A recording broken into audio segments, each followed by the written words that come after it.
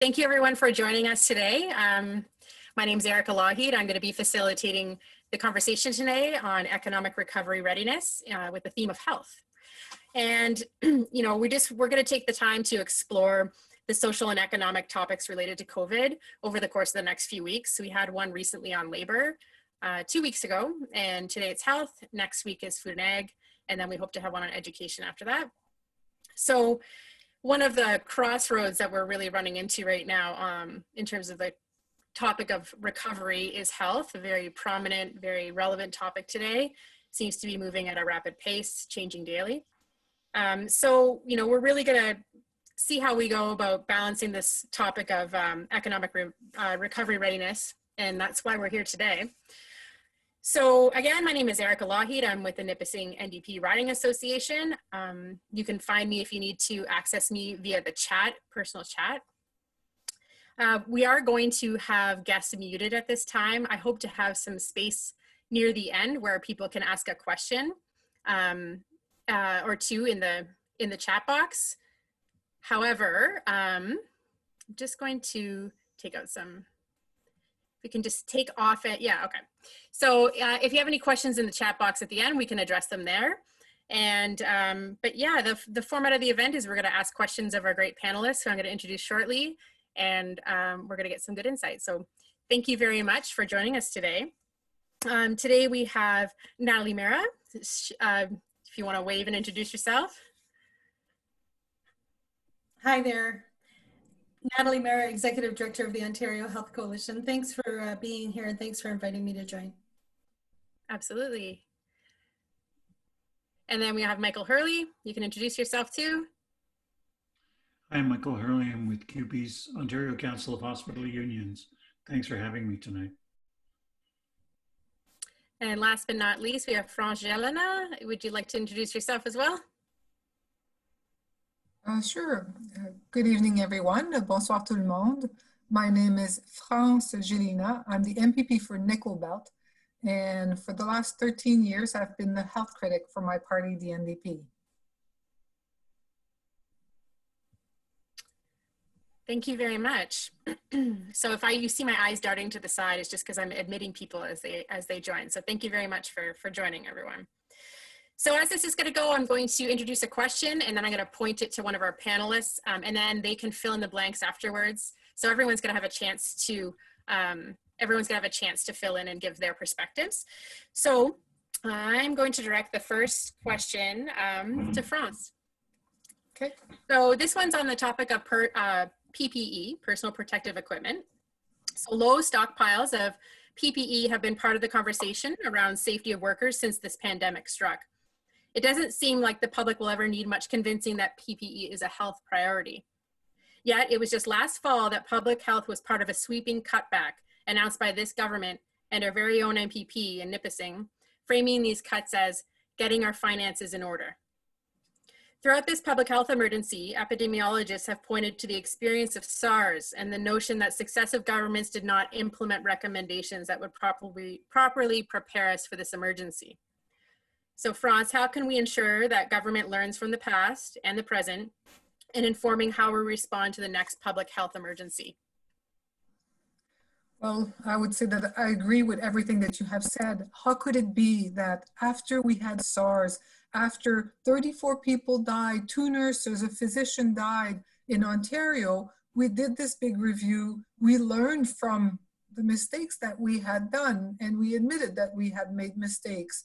And the reports were put forward. We agreed that we should have these stockpiles of personal protective equipment. They rented big warehouse. We paid $3 million a year for those warehouses. We had bought 55 million N95 masks, and then we let them there. In 2017, they expired because those things are not good forever. The Liberal government at the time was told, hey, we need to replenish our stock. Nothing happened. 2 years of Conservative government, still nothing happens. How do we prevent this from happening again? I would say right here, right now, we have to start to think as to what are the changes that we want to see. Let's make sure that we identify the right people, the right union leaders, the right people to be on this review, and that we give them because there will be a review of what happened during this pandemic, I can guarantee you. And let's plant the seeds now as to what we want to see, so that we learn from our mistakes. We make sure that it never happens again. How could it be that this millions of dollars of protective equipment was never managed? How hard would it have been 5 years before they expire to send those to hospital and long-term cares and whatever and buy new ones? You could still, like it could have been managed so much better, but none of that was done. Let's never do that again. But at the same time, we now have people fully aware of some huge cracks in our healthcare system when they start to look at the treatment of PSWs in long-term care, when they start to look at our home care system, when they start to look at outside of the acute care system, and out of a sudden people care. People don't want to see elderly people in long-term care make up 50, 60, 70% of the people who died from COVID. They don't want to see outbreaks in our long-term care. There is an opportunity to make sure that all of this stay fresh in people's mind, so that when it's time to ask for changes, they are on board. We do live in a democracy. If enough of us ask for the same thing, we will get it. But we do have a conservative government in place. I'm not saying that it's going to be easy, but I'm saying that it is doable. Thank you, France. Michael, do you have anything to add to that? Well, just that there's a desperate shortage of this protective equipment at all of the long-term care facilities and, home care agencies and at the hospital in North Bay and Mattawa. So, one thing we don't see from the provincial government is leadership in terms of ordering industry, which it has the power to do under its emergency powers, to make N95 masks and face shields and testing kits and ventilators and the equipment so urgently needed. And when you think about an economy like North Bay's, Nipissing's, which has been devastated by free trade and the closure of Ontario Northland, et cetera, what an opportunity this would be to say that, we could produce this for the Northeast, for example. This is where we're really looking to the provincial government for leadership. They bungled the ordering of this equipment. They didn't act quickly when they saw this crisis coming. They didn't regenerate the stockpile, as France mentioned, and they've shown no leadership in terms of ordering Ontario industry to make the equipment that's desperately needed. And that is something I think that we should expect of them, because this crisis is going to repeat. Once people start ending the social distancing, we're going to see another wave of this virus and more demand and drawdown on the PPE. And more healthcare workers are going to get sick because they're inadequately protected. And there's lots we could be doing about that if we actually lifted a finger. Thank you, Michael. Natalie? No, I support everything that's been said with just a few caveats. I think if there will be an inquiry at the end of this, it needs to be a public inquiry, and a range of voices, including the family members, the residents, the patients, the staff, their unions, the community, public advocacy organizations, and so on, need to have a chance to be heard. There are an array of perspectives on this. I think on PPE, on personal protective equipment, the fact that the stockpile is not just routinely rotated through and kept up is shocking. I think we could call for something like that it be in the regular audits, the 2-year and the 5-year audits of the Auditor General in Ontario, that would ensure that those stockpiles are actually checked. I mean, after SARS, there was a real understanding that the precaution and a deep consensus that the precautionary principles should apply. That was thrown out the window at the beginning of this, and it can't be again. And so, so definitely on the stockpile, on protecting access. Right now, I just wanted to highlight, while there have been some improvements in access to PPE, it is by no means complete at this point. And, you know, I think Michael can attest to this from the front lines himself, but we're certainly hearing also from home care and community care right across the entire continuum of care. People do not have the protection that they need. They certainly don't have access to N95 masks. In some areas, they don't have anything. And this continues even now as the outbreaks continue to progress.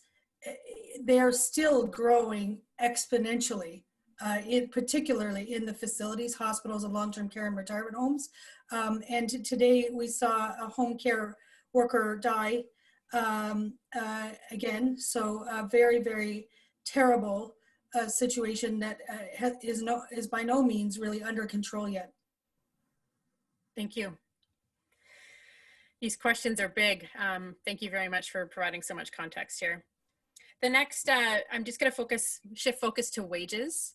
So the pandemic has really helped us see who's truly essential when it comes to ensuring communities, society continues to function in a public health emergency. The government recently announced a wage increase for healthcare workers, helping recognize the essential nature of their labor and the heightened risk. I'm going to point this next question to Natalie. How can we ensure these pay increases are not eliminated after the crisis, since low wages are one of the main reasons healthcare workers piece together multiple jobs? Yeah, so this is a big concern. So they have given the $4 an hour top up to a range of healthcare staff, not all, and a very broad range in some ways, but excluding, for example, almost all of the allied health professionals in the hospitals and so on. What we were asking for was to bring up long-term care because there was such critical staffing shortages in long-term care, particularly among the PSWs, but also RPNs, RNs, physicians in long-term care. And so we were looking for a significant improvement to the wages and working conditions. That is wages, access to benefits, full-time hours, you know, the range of working conditions that matter that would help to address, would be a significant help to address the staffing shortages that are so critical in long-term care. At this point, nothing has been done, still nothing has been done to stabilize that workforce going forward. That is a huge problem. I mean, some improvements in access to PPE, by no means complete, a bump up, but that bump up has happened now across a range of different care, including hospital care and so on. And so at the end, you know, a month from now, as hopefully we start to see the other side of this, there is still nothing in place to actually support those workers. We need a minimum care standard that we've been lobbying for now for 20 years, lobbying, protesting, fighting for in every possible way. We need, and that protects staff against overwork. It protects people against accident and injury. It protects the residents, their safety as well. The conditions of work are the conditions of care, and everyone in the sector, the families, the residents' councils, the workers, the unions, the nurses, the advocacy organizations, everyone is speaking with one voice on this. The only people opposed is really the for-profit industry that has had disproportionate influence. I think as we've been going through this crisis, what we've seen is that the government's response has been largely to leave it to the providers to determine how to run the pandemic. And you know, in hospitals, that's the case. In long-term care, that's the case. Government has only sort of stepped in and intervened very slowly under, you know, enormous, the most political pressure I've ever seen. And even then only partially. And so what that says to me is that we have to democratize the processes. We can no longer tolerate a situation in which a for-profit industry controls the policy in a completely disproportionate way against the public interest. So we have to insist on democratic processes that forge policy making. We have to stop the revolving door between the long-term care ministry and political parties, particularly the Conservative Party, but others as well, and the long-term care industry, or we're just gonna have the same thing replicate. And it's, you know, that, so moving forward, first off, we're not there. We don't even really have it, you know, on any kind of permanent basis. It isn't specifically directed towards the areas where there are critical shortages in staffing. So we have a long way to go, and we're gonna just have to have a gargantuan push. And I fear at the end of this, my last point, sorry, there will be a big fight about resources, about tightening budgets and paying for everything and so on and so forth. And we're going to have to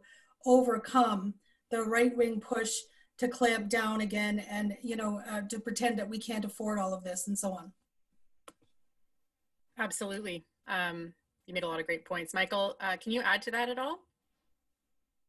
Well, about the workforce, I mean, 85% or more are women. Really depends on the subsector. It's much higher in home care, for example. At least half are part-time, and again, in home care, that's probably more like 90% are part-time.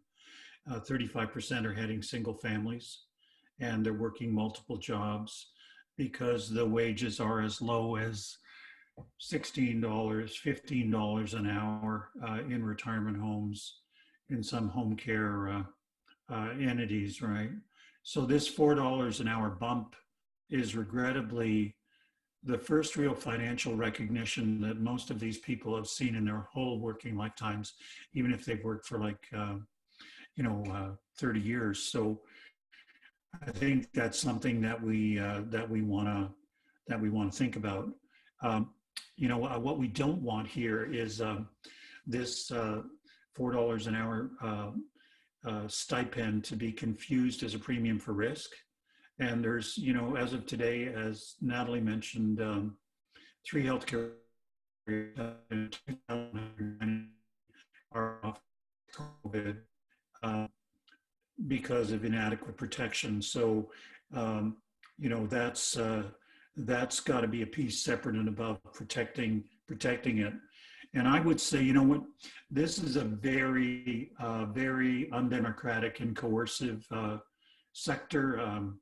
Very well in North Bay from the experience with the North Bay Regional Health Center, but it's certainly not the only employer that, women who speak out about conditions like violence get fired in this community, and they're threatened all the time. People have been told, you speak up about COVID or the conditions in this home and we'll fire you. Discipline is rampant.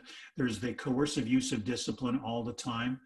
What I would really love out of this COVID crisis and the sacrifice that these workers are making is much more of a sense of their own identity as a class, really, and how they've been exploited, and that they would perhaps stand up more forcefully, be led in that direction, have the courage to do that, because. This $4 an hour increase, for some of these people would mean a significant amount if it were a permanent increase. This really is intended, I think, not so much as a thank you, but as a premium for risk, and that's wrong. Thank you for that. France, can you contribute to that question? I would add to what has been already said, that there are a lot of mainly women who love working in long-term care, who loved working in home care. They are good at what they do, but we've never given them a workload that makes sense. In long-term care, it is impossible for one person, one PSW, to look after 16 people who are bowel and bladder incontinent and needs to be fed. It just, the workloads don't make sense. The pay is minimum, as Michael has said. Most of them don't make much above minimum wage, especially if they're not unionized. They have, their employer has chosen to not give them full-time job, because then they would have to give them a few sick days and maybe a little bit of benefit. So they have no benefit, they have no pension plan, they have no sick days, they barely make over minimum wage, they work part-time with no job security, and we give them a workload that makes no sense.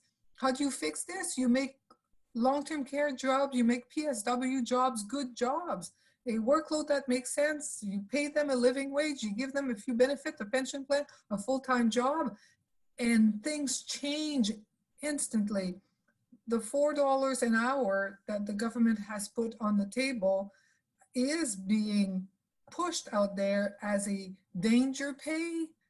No, every worker is allowed to have a safe workplace.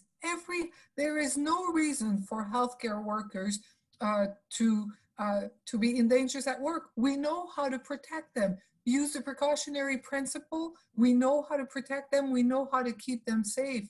I hope we will be able to make the case now that people understand better the role of PSWs in long-term care and hopefully in home care soon, to show that they deserve for that pay increase to stay there. But I don't make promises that I can't keep. I have seen this government before COVID, and I mean, they legislated a maximum 1% increase to all of those workers' pay increases for years to come. A 1% increase when you make 16 bucks an hour, it will take you decades before you make $4 more than you are making now. This is what this government is really about. But again, we can use these opportunities that COVID has given us to shine this positive light on all of those workers, and maybe we'll be able to do something great for them.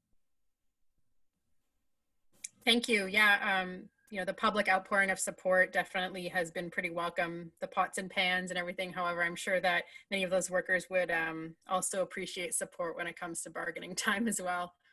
Yeah. All right, so the next section here, I'm going to touch on congregate settings. The transmission of COVID-19 appears to be plateauing in community settings. There's still a sharp rise of new infections and deaths in congregate settings, such as long-term care, jails, and shelters. Epidemiologists have stated that we're really dealing with two epidemics at the same time. We know very well that people living in these settings can't really physical distance, yet somehow people living in those settings, who often face quite a bit of stigma, are still responsible for planking their own curves. This question is for Natalie. What are our public obligations to people living in congregate settings, and how can we ensure the response to COVID in these settings is fair and just? Mm-hmm. Well, what we're seeing is we've been tracking since the week of March the 12th, the outbreaks in healthcare and some community care settings. We're trying to track every case or every person infected. So staff, patients, residents, users, clients of the services, etc. What we've seen is, I don't like this, I thought that was very dangerous when some physicians said we're really dealing with two different epidemics. We're dealing with one pandemic. Quite early on, the long-term care homes stopped allowing family members in to see their loved ones in the homes. And that has likely contributed to a decrease in the spread outside of long-term care homes, but there still is a spread in the community. I mean, we still had almost 400 people infected today, and that's a mixed bag of where those infections are. And we're not testing, you know, the testing numbers are far from what our capacity is, and even that capacity level is an arbitrary level. So just to be clear on the premise of the question, we have one pandemic, and the public health measures that we undertake determine to a large extent how fast the spread is, how much it can be controlled, and where it's controlled. What we've seen in long-term care is a very slow response, an incredibly slow response on testing. Only now, only as of today, probably the majority of the long-term care homes have actually seen testing of all staff and residents. And I'm not sure that that's complete, but we are hearing that that's starting to be complete. Shelters, you know, worse. Home care, non-existent. Other types of community care congregate settings, also a mixed bag. Some are being done, some are not being done. It's been very slow, very, very painfully, negligently slow. That is one problem. In terms of, and there are also very significant outbreaks in hospitals. They're quite large, a number of them. They're significant, a lot of staff in particular infected, but also patients infected from transmission in the hospitals. So there are a couple of things I wanted to say about that. One is long-term care has been used as a replacement for chronic care hospital beds. At the end of this, we need a real discussion about restoring chronic care hospital capacity. The acuity level of many of the people living in the homes is too high to be served well in the homes. Many of them are really complex continuing care or psychogeriatric care patients, but they've been offloaded because half of the chronic care beds in Ontario, and that's thousands of beds, have been closed down. And because long-term care homes are funded at 1/3 of the rate. That also applies to other types of congregate care settings where care levels and support levels are far less than what people actually need. And that discussion needs to be broadened. The shelters are a blight on the face of humanity. I mean, what's happening, in the shelters now in Toronto, where it's spreading among the workers and among the residents in a very alarming way, is huge. They only just got some running water and toilets. I mean, that's the case. I know you have a homeless issue in North Bay. I don't have the details about what's happening there. I imagine it's worse. But these are very, very significant issues. And so, so there is no one size fits all. These are different types of organizations, but the real human need, the unmet human need, the inadequate levels of care, the offloading of people to more inexpensive levels of care without actually meeting their care needs, they've all contributed to this. And if we learn one thing from this, it is that our health relies on the health of others around us, that there should be some social solidarity, some greater social solidarity that comes out of this. We are going to need to guard for that. I'm extremely worried that people are talking about opening up. Well, the rates are going up very, very significantly in hospitals and long-term care homes, retirement homes, other congregate care settings, in-home care as well. And it does sort of treat it as though there are two different epidemics. I think a very dangerous thing, a very marginalizing thing for the people who are there. And so that's an incomplete answer, but I hope that. It's definitely not an incomplete answer. It's great, thank you. I'm going to move this over to France. Are you able to contribute to that at all? Yeah, absolutely. I mean, it took a ton of work and push to get the government to agree to identify the long-term care homes that were having outbreaks. You remember they used to give us the numbers, but wouldn't give us which homes. And it took a ton of work from Ontario Health Coalition and many others to identify them. And finally, the government agreed, but they still don't give us the information about retirement homes. They know who lives in the retirement homes. They know where they are, but they're not sharing it. And when it comes to homeless shelters or group homes or any other congregate setting, which is what your question was about, we still haven't got this information coming from the government. We get it from I would say a lot of volunteers on the ground who comes forward with that information and make it public, but really the government has a responsibility. If you don't report it, then how can you start to fix it? And I can tell you that right now, the long-term care homes that have outbreaks, they speak to one another. They learn from what have you done and what can we do, and because we have identified who they are. None of this is happening for the other congregates living place, and it's not acceptable. The government has a responsibility to make that information public. Good things will come of it, share of best practice, a little bit of secondary prevention will come. How do we make sure that, like you can isolate? And there are ways, even in a homeless shelter, to do things in a way that respect the 2 meters distance, that encourage people to wash their hands and all of that.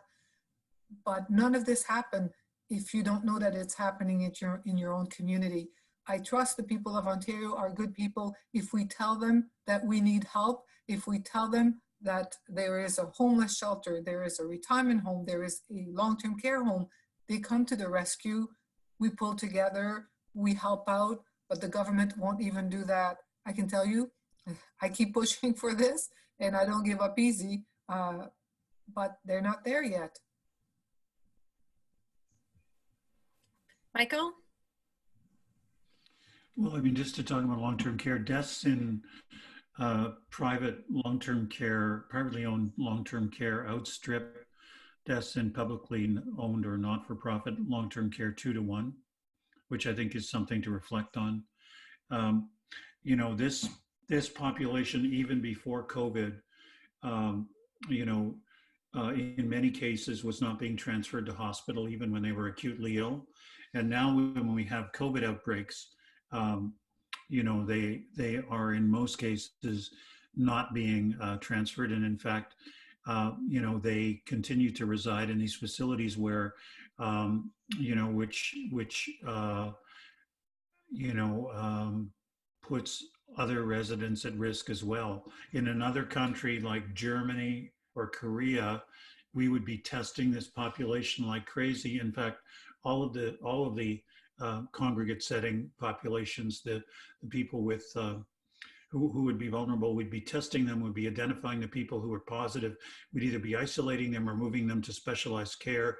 We would not be continuing to allow people to reside together or work with people when they were asymptomatic or positive. So the carnage in long-term care is a national disgrace and a shame.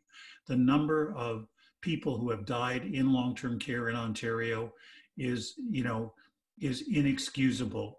And, you know, we acted very late in terms of closing the doors of these facilities, acted very late in terms of limiting the mobility of healthcare workers. And even when we did that, of course, back to the other question, made no provision for the lost income that was suffered by people who were part-time. But, you know, with respect to how we're dealing with the long-term care COVID crisis, I would say, you know, that is an epic disaster unfolding. And it's really time to talk about what could be done differently to make, to protect the people who are still not COVID positive in those facilities. It's a good segue into my next question, Michael. So I'll move on here. But recently, one of the big stories out of Ontario and Quebec is the underreporting of mortality among older persons in care in long-term care facilities. What appears to be very clear is that the mortality of older persons in long-term care is far higher than older persons living in the community.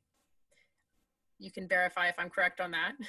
I recognize that we must be collaborative right now and working together in the moment, but testing rates in Ontario have been so low compared to other provinces and definitely compared to other countries, as you stated, that have not experienced the devastation we have in long-term care. So Natalie, I know that the Ontario Health Coalition has been pretty active on, at least on Twitter on this, and I've been following it quite closely, but can you discuss the need for public accountability and transparency around testing data, testing capacity, and decision-making?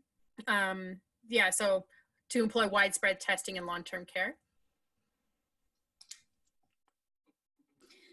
Yeah, I mean, we called for testing, widespread testing, not just in long-term care, but across the whole population. And that is our position, and we stand by that position. At the beginning of this, the hospitals were asked how many could provide testing.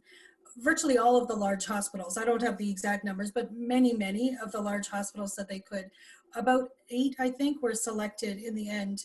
And so even now, our capacity, supposed capacity for testing is an arbitrary number. At the beginning, they said that they couldn't get reagents and they couldn't get swabs and so on. That has not turned out to be a problem. And anyway, they could do other types of testing that sidestep the need for those reagents and so on, a different type of testing without getting into the specifics. So, so in terms of capacity, we could ramp up capacity. We could ramp it up much more significantly. And as Michael said, in other countries, we've seen a completely different approach to this. And so in long-term care alone, Just now, it appears that the systematic testing of all the staff and the residents is happening or has happened just over the last week or so. A week ago, if you'd asked me, I could tell you definitively that in homes, even with outbreaks, even with large outbreaks, people could not get tested. They could not get tested. Even now, the criteria for testing is quite narrow. For the population in general. Retirement homes, I mean, I just heard from a resident at a Chartwell home today. He's telling me none of them have been tested in his home. Many of the homes, they're not getting tested, even homes with outbreaks. And the number of outbreaks that the province is reporting, they are now reporting the retirement homes, is much lower than the number that we have found. So everything that Franz said about tracking and so on is true in terms of just the outbreaks.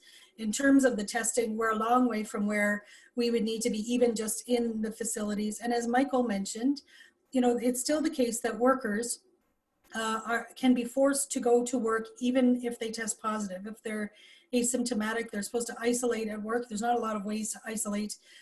In long-term care, we've heard that that has largely stopped. But even just a week ago, there was a worker in a long-term care home who was fired for putting on her Facebook that she was going to work and she was upset because she tested positive and was scared of infecting her coworkers and the residents in her home. That has been what's been happening. On the other side, of course, there is total solidarity with the families and the residents. Everybody wants everyone tested. No one is saying just test the staff or just test the residents. Everybody wants everyone tested and then supported to be isolated appropriately, which is impossible in many long-term care homes. And still, they are keeping people in long-term care homes. We're still hearing of congregate eating. We heard from a retirement home yesterday that they had congregate singing in the stairwell, congregate singing in the stairwell in the middle of a pandemic. The length that we need to go to train around infection control, to deal with the poor management practices, that most of these are the for-profit homes and so on, is a long way. And even in those homes with massive outbreaks, the province has not used its powers to step in to revoke the licenses and take over the homes, the management of the homes. That needs to happen. People are dying in numbers that are beyond heartbreaking. They're just, you couldn't imagine looking at the thousands of people that are infected now and the hundreds and hundreds who have died. It is, there are ways that this could be contained much more quickly, much more effectively, but it's still not happening. There's a lot of, it's like the election. This is not really a different Doug Ford. This is like the provincial election where, you know, we have a populist leader who says what people want to hear a lot, but there's a huge disconnect between what he says and what actually happens. The measures are partial and they're often much later. And this is not to be ungrateful for what has happened, but just to underline that it's very slow and very incomplete. Franz, I'm sure you can pick this up from here. Absolutely. I mean, I get to sit virtually with Dr. Williams, our Chief Medical Officer, help 3 times a week.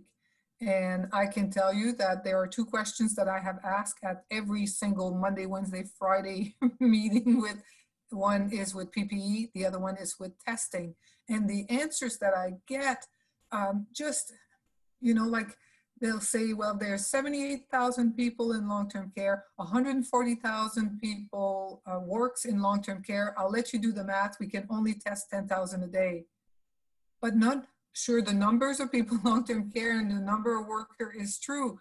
But that we can only test 10,000 a day, none of that is true. As Natalie has said, we have many hospital lab capacity right now who could increase that number. We have a premier who says he wants everybody tested, but then never gives the directives so that more tests could be done.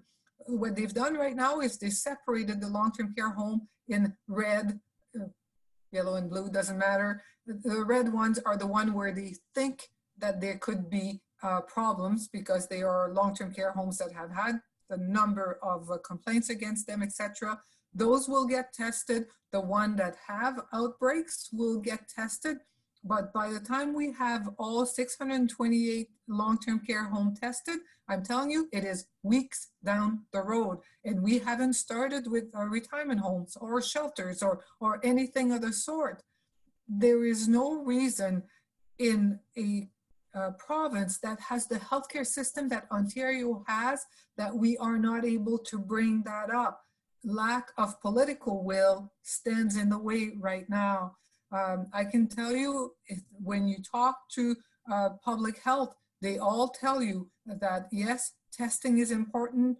Testing is what will help us make the right decision at the right time to protect people. But none of that is happening except for a premier that says he wants it done, but does nothing to get it done. Thank you. Michael, do you have anything to add? No, not really. Okay. Yeah, you kind of brought us into that question and then we took it the next step. So thank you very much for that. My next question is going to be about private older persons in care. So through this crisis, I know my eyes personally have been really open to the range of public-private health and home care options in Ontario. It seems like we have a system where older persons care has been commodified. So there are private industries, retirement homes, for example, that balance decisions about safety and risk to clients with profit and to their shareholders. For example, a former Conservative premier is now the chair of the board of a prominent private retirement residence company. So I'll start with you, Michael. You know, what would you like to, this is a two-part question. What would you like the future to look like when it comes to health and home care in Ontario in the future? And how can we ensure this crisis won't further the idea of privatization of this industry? Well, I mean, again, we only have to look at the death rates in the for-profit homes and compare them to the ones in the not-for-profit homes to have a sense of how this takes a toll. And this just backs up all of the studies that have been done about mortality in for-profit care and also the quality of that care and the outcomes of that care. So it would be ideal if coming out of this crisis, I know the government will be, is so deeply in the pockets of the long-term care, the for-profit long-term care industry is going to be a real challenge for them. But I think we can move popular opinion. It's time to move the profits out of the care industry in all of its areas. And it's time to move those types of care under public ownership, under the Canada Health Act, to provide them as a right of citizenship and to provide a high quality of care with stable employment and dignity for the workforce and a kind of working environment where the people who fired the woman that Natalie mentioned would be out on the rear the next day. You know, that would be something I think that we should work towards. We can't waste this crisis and all of the hundreds and hundreds of seniors, primarily who died needlessly because of a combination of the extraction of precious resources for profit and government ineptitude, really. France? Well, I would say I agree 100% with what Michael has said. Everybody will remember when Mike Harris was in power and decided that the for-profit was going to provide home care services better, faster, cheaper, and everything else. Well, fast forward to now, and we've seen what has happened to our home care system, to our long-term care system. We have more beds in our long-term care that belongs to the for-profit than belongs to the not-for-profit. We have very few not-for-profit entities left in our home care system. Did you know that we are the only province who has gone down this path of privatizations the way that Ontario has? Mike Harris set that up. He set the bar, and then we have 13 years of the Liberals who continue right down the same path of privatizations of our healthcare system. When we see CEOs of can we name the chain of extended care making $4 million a year? Really? This is $4 million of our taxpayers' money, of our government resources that are going to supposedly pay for care, but ends up paying a CEO. Who can stand for that? It is time to have those discussions while people, ears and eyes, are open to this issue. Because let's face it, the 78,000 people who live in long-term care, most of them, the great majority, do not have a voice. They are not activists. They are frail elderly people who need our care, who need our protection. But for a government, they're very easy to ignore because they don't have a voice. But now finally, there's a light that shines on them that shows us things that none of us wants to see, that none of us think is right. We all know that we have to do better. We all know that we are failing them. This pandemic may bring us these opportunities that we have never had before to really show the damage that for-profit entity brings to the care. Natalie? You're good? Okay. Okay, yeah. Fair. Okay. Let me move on. So I have a question in the chat box here. It says, this far into the pandemic, why is it acceptable for staff working in long-term care to still have expired N95 masks? I don't know if anybody has anything to add to that, that question in the box.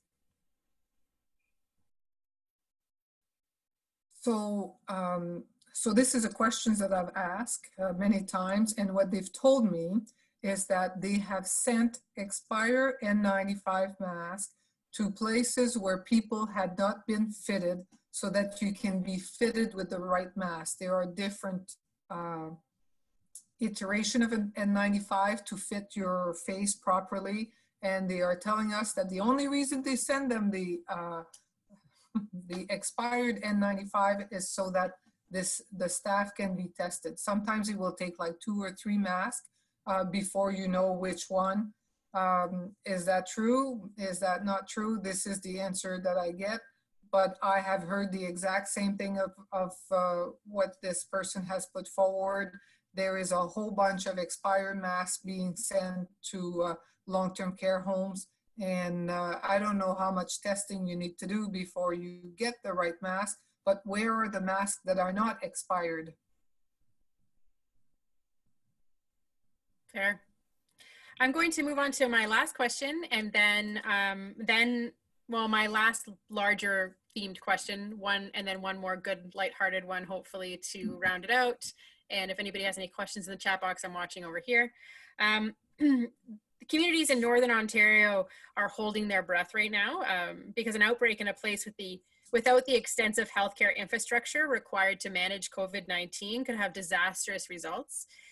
You can see that in the province of Saskatchewan, they're taking steps to reopen their economy, but much of the north of that province is increasing their restrictions amid the recent confirmed cases. So people in the north clearly deserve the same help that people living in the south deserve. There's a long history of inequitable healthcare in the north, especially experienced by Indigenous people. I'm going to ask France this question first. Can you help us understand or evaluate how the government has responded to these unique challenges in healthcare delivery throughout the north? So the quick answer to this is I give them 0 out of 10.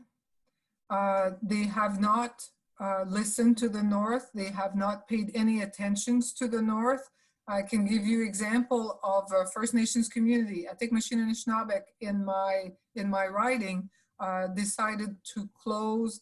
They have a 1 road in, 1 road out of their community. They decided to close. The band council made the decisions. They passed the bylaw, and they say only on reserve residents can come and limit the in and out. When they reach out to the province to see if they could get help in enforcing this, the province said no, that they would not. The prosecutor would not prosecute if somebody does not follow their bylaws, that they were left on their own. The local Sudbury police would not help them either. How hard would it have been for the province to support them, to say, yes, you're talking about a very vulnerable population. They know they are vulnerable. They know they have next to no access to healthcare, and yet they got no help. And this multiplies in many, many other First Nations that are looking at the same barriers.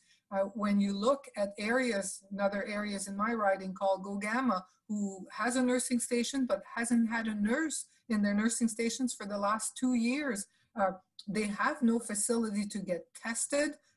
If you don't feel good and you think that, you know, you do this little thing online and it tells you you should call and go get tested, it was a runaround like they called Timmins, because Timmins is the closest town to Gogama. Timmins told them, no, you're with the Sudbury Health Unit. They call Sudbury. Sudbury is quite far away. They said, oh no, call Chapleau. They called Chapleau. Chapleau said, oh no, call Timmins. Ooh, you see where I'm going?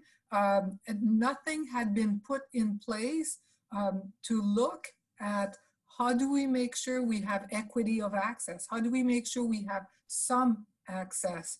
And getting this to become a priority has been not successful. Michael, do you have anything to add to that? Well, I mean, the Northeast Lynn, you know, would tell you that this population, you know, has a higher percentage of people living in poverty, suffering from addictions, much less access to a family doctor than populations in Southern Ontario, higher rates of cancer, you know, and many other conditions, and hospitals that are completely swamped.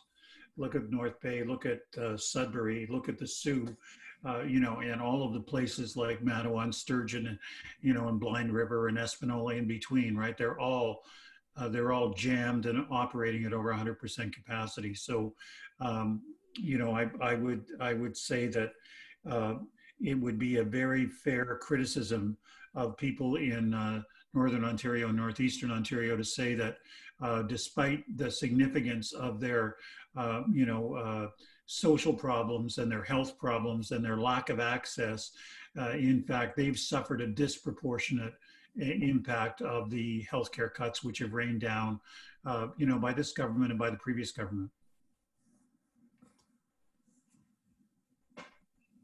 Natalie, would you like to add anything to that?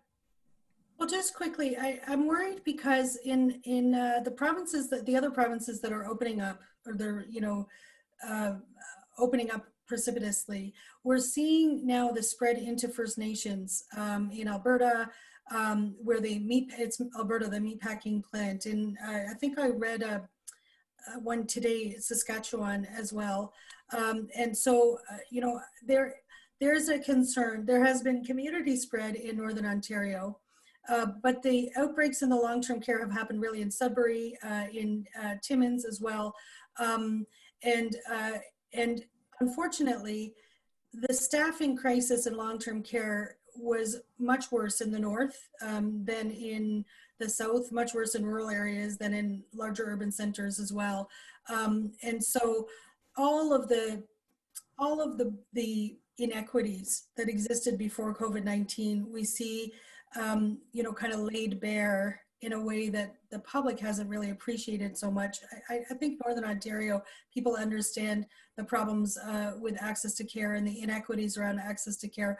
I'm very worried now about Northwestern Ontario as the other provinces start to open up. I'm worried about spread to First Nations territories, and very concerned about that complete lack of support there. Very worried about the outbreaks that we're seeing in Sudbury and Timmins as well. So everything that you've said is true, and what everyone else has said. I just wanted to sort of track where we're seeing the spread now, and that I think there is kind of a sense that the North has ducked this to a large extent, but we are not down the other side of the curve yet. Not neither in the community nor in facilities, and there is much vigilance that needs to happen. In general, how has the province done? Well, like in everything, the province has left it to the providers. There has been no differential, approach. There's really been no policy approach. When the media screams, the premier says all the right words, and then some measures happen afterwards that are part of what he says, and they happen very slowly and so on. But there has not really been any kind of policy leadership that one would expect from a provincial government. And I think I can't emphasize strongly enough, the ideology of this government is to hand the healthcare system over to the providers. For profit, not for profit, doesn't matter, and to have them forge a health system themselves. That is incredibly dangerous. And now everyone gets to see what for-profit long-term care means. Those people are in the health teams that they set up to run the local health systems across the province. This cannot continue. We can't let this happen, and we have to really underline that. For Northern Ontario, everything that you see in the South is in much more deeply impacting the population, because of course from the start you were missing the equities in terms of access to care. So Natalie, I'm just going to hold you again for one more question, and I'll just direct this just to you, and then we'll move on to the last one for the spirit of time here. But in the chat box, you mentioned it right at the end of what you were saying, but someone says, like, how can we build a cohesive movement to ensure for-profit corps are driven out of healthcare? How can the public get behind that? Well, right now on Friday, we have a day of action. One of the key demands for long-term care is to stop for-profit long-term care. So people can join that. We're hoping that people will join in large numbers. That's all day Friday, and it's a virtual kind of day of action, so people can join on Facebook and so on. We don't have a health coalition in North Bay. It would be great if people want to volunteer to create one. I mean, we're as strong as a movement as people want to be, and that means that we have to have people who are willing to organize, do the community organizing in each community to provide the tools, get out the word, to provide the tools for people to join in. So all of us do actually have a concrete role that we could play that would make a big difference. And if there's anything that comes out of this, I would hope that some people will volunteer, please, to help. In most other communities, we have a health coalition. We found volunteers to do it. We haven't yet in North Bay, and we need it. And as we continue, we will continue to push. And we will continue to affect change, and we are all the way along. And I wouldn't want to understate, as Michael said, this is going to be difficult. It's not going to be easy. These are vested interests with lots of powerful connections, but we can overcome them. And if there was a time that we could overcome them, there's never been a time in which there was a real national debate about privatization and private for-profit ownership in long-term care. It's now. So we need to do it while we have the chance to do it, while people remember what's happening, and while politicians are responding to public pressure. Thank you. So the last question here, I want to address that, it's been very difficult. The news cycle lately is hard. What's been playing in front of us and what's in our newspapers, it's a difficult time for sure. There's, the mortality rates of long-term care, the recent violence and killings, it's dark a little bit. So I'm wondering, from your perspectives, it's a two-part question. You can feel free to answer whatever you like from it. But, if you have any promising news coming from any of your circles, and how are you personally navigating this public health emergency, and how are you coping? I'll point it to Michael first. Well, I really take a tremendous amount of inspiration and strength from all of these workers who, even though they don't have the equipment that they need to keep themselves safe, and it's not just in Ontario, it's all around the world. People are facing the same problem, and yet they're deploying all the skill and compassion that they have to try to make a difference, even at great personal cost and family cost, and sometimes, unfortunately, even dying, right? So, and it isn't one or two people. It isn't like, you know, charismatic kind of a leader. This is a charismatic population of healthcare workers who are stepping up so well. You know, so you know, it's that I find very inspiring. Personally, it's springtime, and going for walks is lovely, which is a nice reprieve from all this other stuff, right? Yeah. Frost, do you have any good news to share and or how you're coping with the ongoing pandemic? Well, if I look at the resources of the Legislative Assembly, we have the Financial Accountability Officer who has taken an interest in looking. I've asked him a number of questions. He's taken them on. He's putting the reports out. He made himself available for providing non-biased financial look at everything going on through the pandemic and what should be going on once we decide to loosen up and open the economy again. So that's positive. We've had the patient ombudsman. The patient ombudsman, whenever I deal with that office, it's always, this is an office of last resort. You have to have gone through all of the steps to handle your complaint before you come to the, well, the patient ombudsman actually put out a request for people to let them know the failures of our long-term care system. You don't have to go through all of the steps anymore. He wants to hear from you directly. I look at what happened to the patient's ombudsman in Quebec, who just put a request in front of the Human Rights Tribunal against the treatment of their loved ones in long-term care. I'm hoping that maybe our patient ombudsman will follow suit. So that kind of, as I say, I look at the resources within the Legislative Assembly, and many of them are being motivated to look at this in ways that have never happened before. The patient ombudsman has never asked for comments ever before, and he is doing this now. So hey, that gives me hope. And like Michael, I live in Northern Ontario. I live in the bush, so for me, social isolation is just coming home. And the ice came off the water this weekend, and the kayaks are back on the water, so I'm happy. Natalie? Oh, I kind of like that as the last thought. I don't really have much to add to what both Franz and Michael have said, other than, you know, I'm so grateful that people like you, Erika, and your riding association are telling the stories of all of the people who are so affected by this. Thank you so much for everything that you're doing, all of you. Thank you. So just want to say one more time, thank you for taking time out of your schedules. I know that you're all very busy right now, but grateful. Thank you very much. We do have, before everyone goes, we do have our next session is going to be on food and agriculture next week. So May 6th, if you want to tune into that. That's a really fascinating topic that's becoming prevalent as well, as people are becoming more interested in how our food is distributed and what's happening inside some of those plants. And then we hope to have one on education after that. So I hope you join us and keep the conversation going, invite people to it and invite people to join in. Thank you very much and have a really great night, everyone.